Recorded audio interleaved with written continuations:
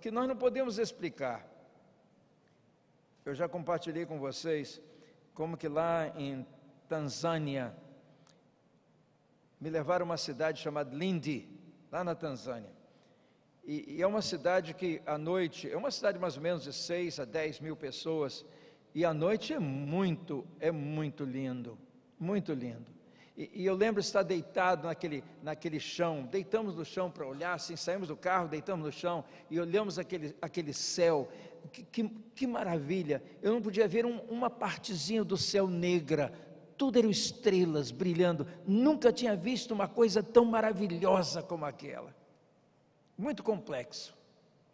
E a Bíblia diz que em 6 dias, Deus criou tudo isso, e Ele disse: agora que o mundo está criado, vamos tirar para descansar. E sabe, amados, todas as vezes que Deus fazia uma grande coisa, Ele então dava um dia especial para que o povo pudesse lembrar daquele grande ato de Deus. E quando eu leio em Gênesis capítulo 2, que Deus criou o mundo, e a descrição de toda a criação de Deus, e quando chega no final diz assim: e tendo Deus terminado a sua criação, Ele descansou, e ali mesmo Ele deu a ordem para que nós descansássemos. Interessante que essa ordem do sábado para descansar, não veio somente nos 10 mandamentos, já antes de Moisés, muito antes de Moisés ter colocado no livro de Êxodo esses 10 mandamentos, Deus já tinha autorizado ou mandado lá em Gênesis, que nós devíamos descansar. E que quer dizer descanso aqui? O descanso do dia do sábado é a celebração pelo ato grandioso que Deus fez de ter criado o mundo como Ele criou. Interessante que aí não fala nada de adoração, mas fala de descanso, de celebração desse grande ato de Deus. Assim como a Páscoa, amados, a Páscoa também é uma celebração do grande ato de Deus. O povo estava no Egito por 430 anos, de repente eles começam a reclamar, porque estavam sendo escravizados, e Deus então vai lá no Egito, e vocês conhecem a história, e muito melhor do que eu, como é que Deus de uma maneira maravilhosa, com a sua mão forte, com a sua mão poderosa, tirou o povo de Deus do Egito. E como tirou? Vocês estão lembrados da história, que como o anjo da morte veio, e todos os judeus tinham sido mandados que matassem um cordeiro, pintassem os umbrais das portas com o sangue do cordeiro, e naquela noite, quando o anjo da morte veio para matar os primogênitos, ele via o sangue nos umbrais da porta, e aquela casa ele passava por cima da outra que estava com sangue, até que os egípcios acordaram pela manhã, e todos os primogênitos de gente e animais tinham morrido. Isso que significa a Páscoa, passar por cima. O anjo da morte passando por cima da casa dos judeus, onde o sangue do cordeiro estava no portal. Agora nós cristãos usamos este mesmo conceito. Não é a mesma coisa dos judeus, não. A Páscoa dos judeus que eles celebram é diferente da nossa. Mas nós tomamos aquele mesmo conceito dos judeus, porque a Bíblia diz que no dia final, quando a última trombeta soe, o anjo da morte virá para destruir todos aqueles cujo coração não está cheio do poder de Deus, através da presença de Jesus Cristo. E quando o anjo da morte vir as nossas vidas cobertas com o sangue do Cordeiro, aquele cordeiro que entregou a sua vida na cruz do Calvário, o anjo da morte também passará por cima. E por isso que nós chamamos a Semana Santa, a Semana de Páscoa. E agora, cada ano, nós celebramos este grande ato de Deus, igual como os judeus celebram. Amados, é aqui a mesma coisa o sábado. O sábado é a celebração do grande ato de Deus, quando Ele criou este mundo e tudo que nele há, e que hoje jamais alguém poderá fazer uma réplica dessa criação. O ato de Deus é importante e Deus mandou que nós celebrássemos. Se nós víssemos este mesmo mandamento, porque em Deuteronômio 5, Moisés repete este mesmo mandamento, mas nem em Êxodo, nem em Deuteronômio, existe um mandamento aí para que não haja, para que haja um grande dia de celebração, com adoração, com cultos, nada disso, tem nada disso. Tem nada disso. Na verdade, o autor diz que nem trabalhe ninguém, nem o seu pai, nem a sua mãe, nem seu filho, nada disso. É uma festa, é uma celebração. E o que ele manda aí, a ênfase é em santificar, que nós devemos separar, para lembrar o que Deus tinha feito, criando o mundo, e o homem precisava também de ter um dia de descanso, como Deus também teve, para celebrar este grandioso ato de Deus. Quando observamos bem de perto esta lei, talvez seja uma das primeiras leis que foram escritas num livro. Talvez foram as primeiras leis escritas em qualquer livro nos anais de um país.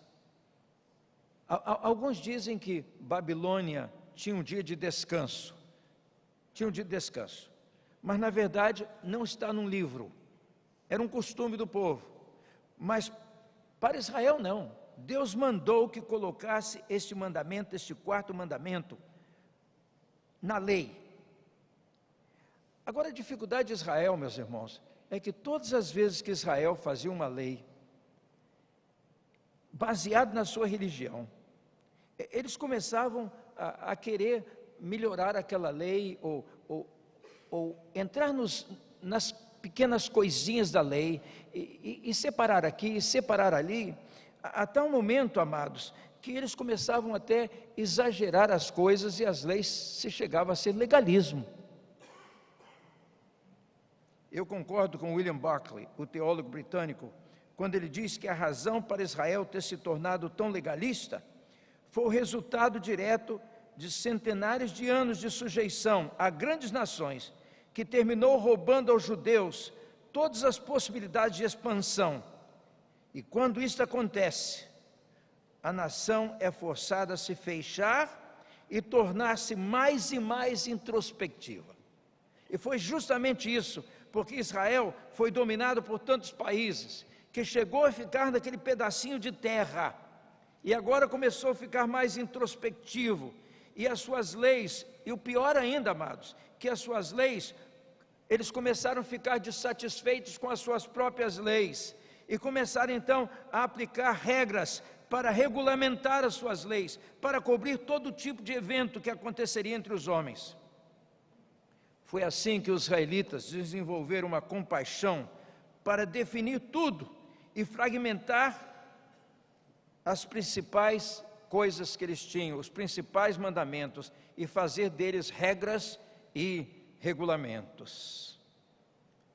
Por causa deste mandamento, que no sábado não se deveria trabalhar, é que este mandamento se tornou o alvo para definir muitas coisas. E meus amados, as subdivisões desse mandamento foram tantas que chegou ao momento do ridículo.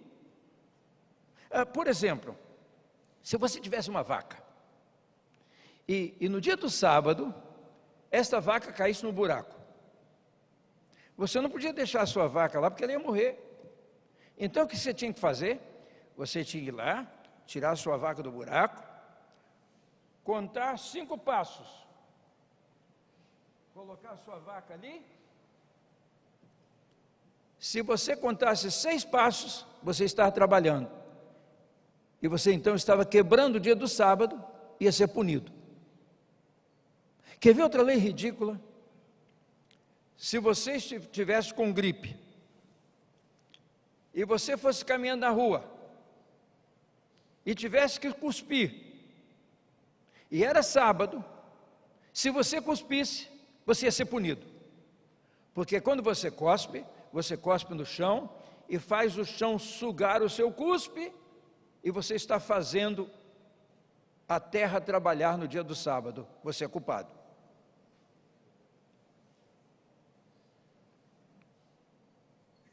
E acabou que a lei do sábado, no lugar de ser uma lei desenhada para proteger a saúde e os direitos dos trabalhadores, se tornou um dia de proibições, como uma lista de coisas que teriam que ser feitas, esticando tudo, até que chegasse a leis e regulamentações que não tinham nenhum propósito e nenhum fim.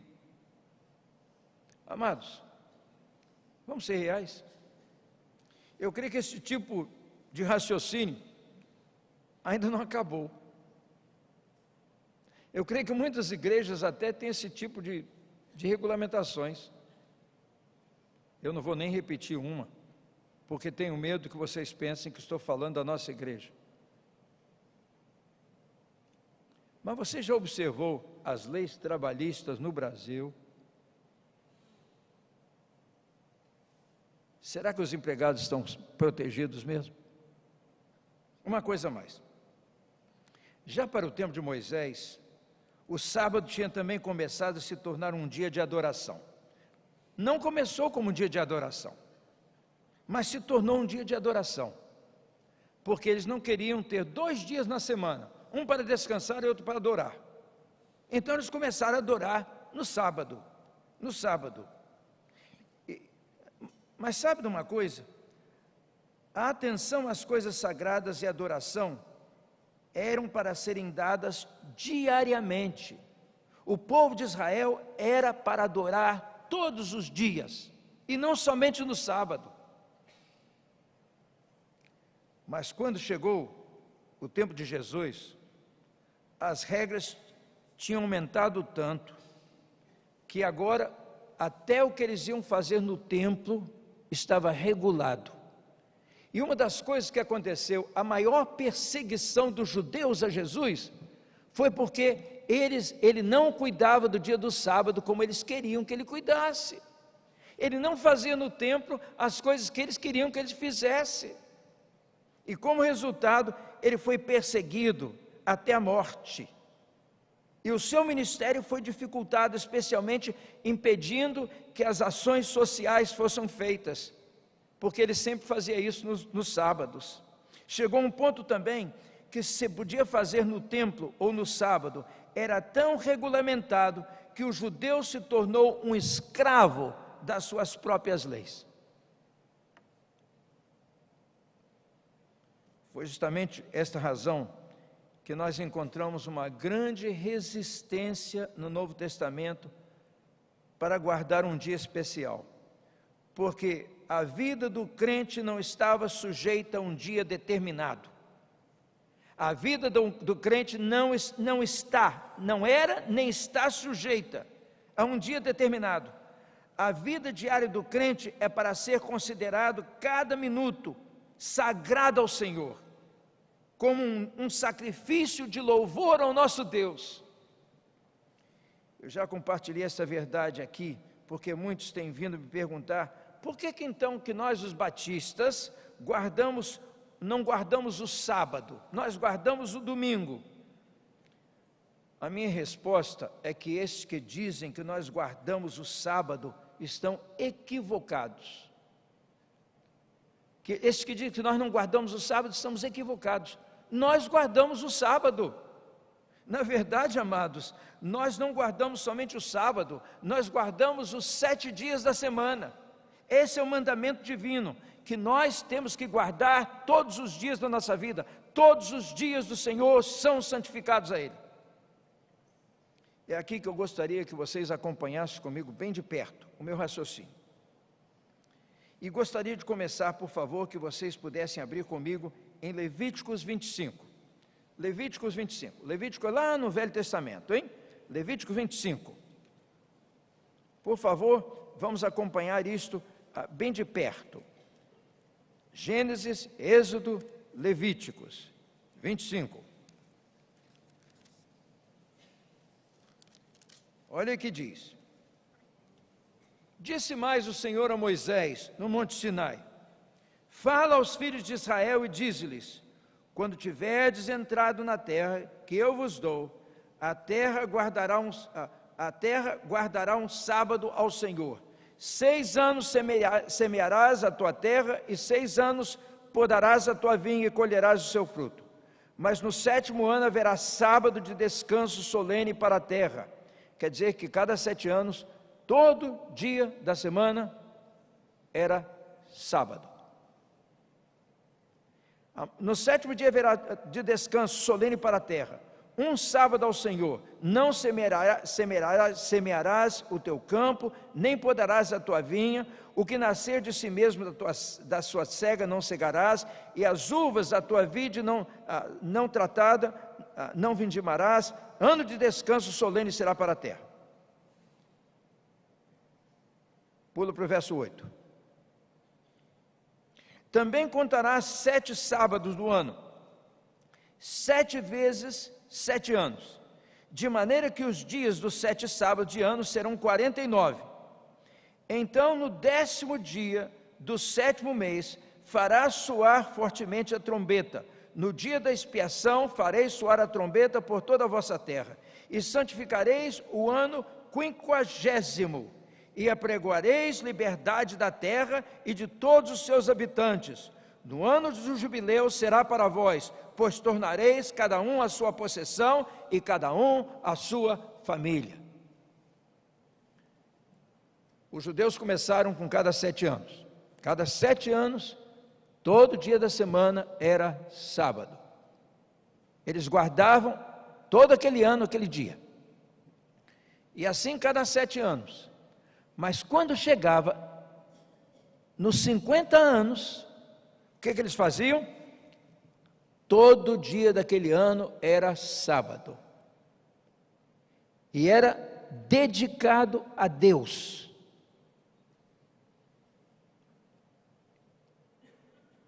Eles davam liberdade aos escravos, as propriedades que eles tinham comprado eles retornavam. Aquele era considerado o ano do jubileu. Marquem isso. Cada 50 anos, o ano do jubileu. Quando aquele ano era dedicado ao Senhor. Os 7 anos, cada 7 anos, era dedicado à terra. Mas cada 50 anos, era dedicado ao Senhor. Pulem agora comigo, por favor, para Lucas capítulo 4. Lucas capítulo 4. Eu gostaria de ver, antes disso, Isaías 61. Gostaria de ver Isaías 61, de 1 até o 3, antes disso. Isaías 61, depois Lucas, mas vamos com Isaías primeiro. Isaías 61.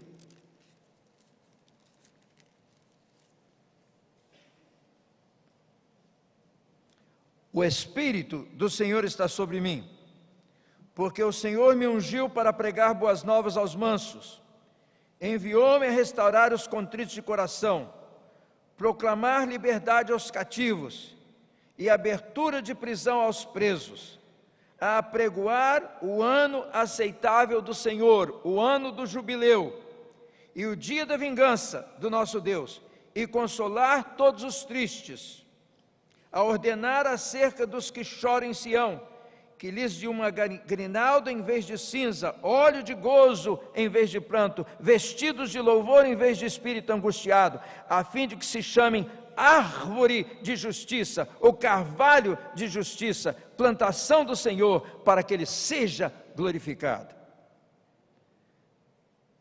Isaías está aqui fazendo uma profecia da vinda de Jesus, quando o ano do jubileu será instituído. Isso é uma profecia. Agora vamos a Lucas. Lucas, por favor. Lucas capítulo 4. Lucas capítulo 4. E se nós podemos, por favor,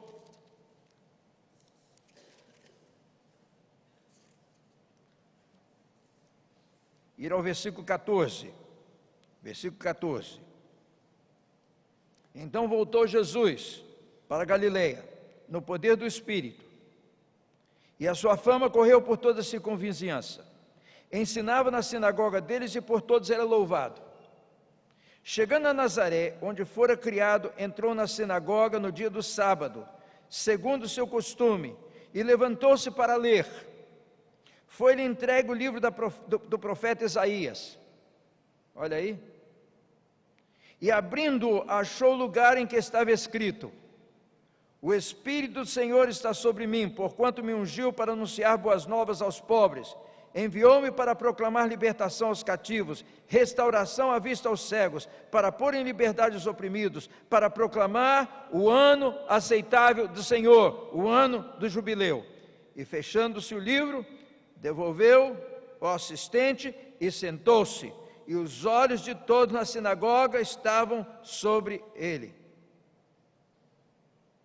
Hoje se cumpriu, diz Jesus, em vosso meio, o ano do jubileu. E naquele dia, amados, o ano do jubileu da promessa de Isaías 61 foi começado. Quer dizer que daquele dia em diante, até o dia que Jesus Cristo volte, é o sábado do Senhor. E agora nós não celebramos mais um dia, nós celebramos todos os dias. Mas alguém vai perguntar: mas pastor, e por que nós estamos na igreja no domingo? Por que estamos na igreja no domingo? A resposta é simples. Na realidade, os crentes primitivos não iam à igreja no domingo, eles iam todos os dias da semana. Foi a facilidade que nós tivemos, que agora nós só vamos na igreja no domingo. Mas por que nós vamos na igreja no domingo? Qual é a razão? Simples, amados. A razão é que nós estamos seguindo uma tradição que começou desde o dia que Jesus Cristo ressuscitou. No dia que Jesus Cristo ressuscitou, os apóstolos se reuniram aquela noite. 8 dias depois, reuniram outra vez.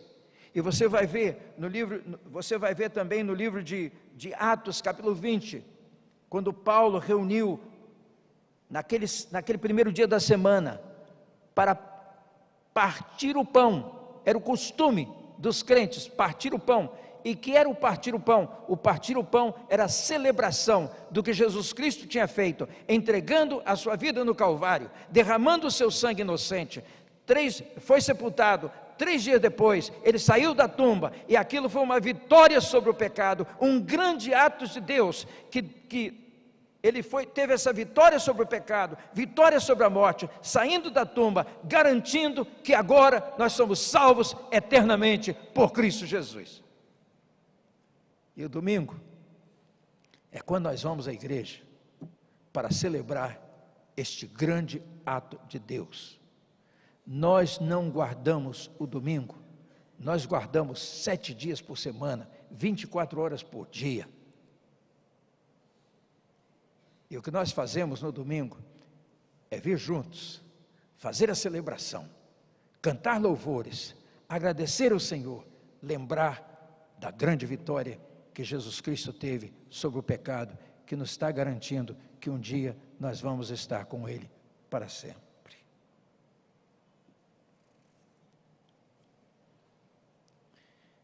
É por isso, amados, que o quarto mandamento é o único dos 10 que não aparece no Novo Testamento. Dos 10 mandamentos da Bíblia, o quarto mandamento é o único que não aparece no Novo Testamento. Por que não precisa aparecer? Porque nós não guardamos mais um dia. Nós guardamos todos os dias. Então não precisa aparecer no Novo Testamento. Quando nós vemos os pais da igreja, a literatura que foi escrita da idade apostólica, homem como Ignácio, 110, do ano 110 a.C., Justino Marte, ano também 110 a.C., Eusébio, um historiador que escreveu a história do cristianismo 300 anos depois do cristianismo, e todos eles mostram que os crentes celebravam o dia do Senhor, que o domingo não era um dia que nós estávamos guardando, era um dia que nós celebrávamos o dia do Senhor. E qual é o dia do Senhor? O dia da ressurreição, porque João mesmo, lá no Apocalipse, já entregou isso, já mostrou isso, que nós temos o dia do Senhor. E o domingo, amados, é o domingo, o dia do Senhor, quando nós celebramos a vitória de Jesus Cristo. O que podemos então aprender de tudo isso? Primeiro, que já não mais permitamos que nos esteja agonizando, dizendo que nós guardamos o domingo e o dia para ser guardado é o sábado. Não, amados, nós guardamos todos os dias porque a era cristã, Cristo estabeleceu o ano do jubileu. Todos os dias são sábado e temos que viver o Evangelho todos os dias e toda hora, e não somente no domingo. Segunda coisa, necessitamos um dia para descansar. Deus descansou e deixou-nos um modelo, e a ordem é que nós também façamos o mesmo. É muito importante ter um dia de descanso. Eu vou dizer a vocês, se o domingo fosse o dia de descanso, esse pastor estaria perdido. Se o domingo fosse o dia para descansar, eu teria muito problema, porque é o dia que eu mais trabalho. Então nós temos que ter um dia de descanso. Vocês sabem que as pesquisas têm mostrado que o trabalhador que toma um dia na semana para descansar, quando ele volta ele faz muito melhor trabalho, ele é mais eficiente no seu trabalho, a pesquisa está mostrando isso, que ele não se machuca tanto como os outros trabalhadores. A outra coisa também, a mesma coisa é férias. As pesquisas estão mostrando que a pessoa que tira férias, mas tirar férias mesmo, tem alguns de nós que tiramos 30 dias para trabalhar mais do que antes, trabalhar mesmo com férias, recrear. Essas pessoas sabem que quando voltam são muito melhores trabalhadores, produzem muito mais. Então, meus amados, o próprio universo nos está mostrando que é necessário que nós celebremos a criação de Deus também descansando. Mas tem uma coisa a mais. O domingo, biblicamente, historicamente, é o dia do Senhor. E a separação deste dia para cultuarmos juntos ao Senhor é para que lembremos tudo que Ele está fazendo e tudo que Ele fez por nós e tudo que Ele fará até o dia que Ele volte por nós. Ele fez por nós e a sua vitória sobre o pecado está sempre diante de nós. E nós então celebramos este grande dia, quando Ele quebrou as barreiras, saindo da tumba, conquistando para sempre o lugar para todos nós nos céus, com Deus. Agora, meus amados, é isso que nós temos falhado. Nós, porque nem todo crente faz isso, nós estamos tão apertados ou com tanta dificuldade nas coisas que nós fazemos, que nem o dia do Senhor nós temos tempo para celebrar esse grande ato do Senhor. Por que não sair daqui esta manhã encorajado e dizer: eu preciso descansar, e eu preciso separar um dia onde eu possa lembrar do meu Criador. É por isso que o escritor diz assim: lembra-te do teu Criador nos dias da tua mocidade. Interessante que esta palavra aí não é só jovem, não, é no dia que você está vivendo, porque depois de morto ninguém vai lembrar mais. Lembra-te do teu Criador nos dias da tua mocidade, antes que venham os maus dias, nos quais estarás dizendo: não tenho neles contentamento. Falem comigo essas palavras, repitam comigo na proporção que eu mencionei. Aleluia! Cristo ressuscitou, pertencemos a Ele, somos responsáveis por nosso comportamento, todos os dias. A Ele seja glória, majestade, domínio e poder, para sempre e sempre. E o povo de Deus diz: amém.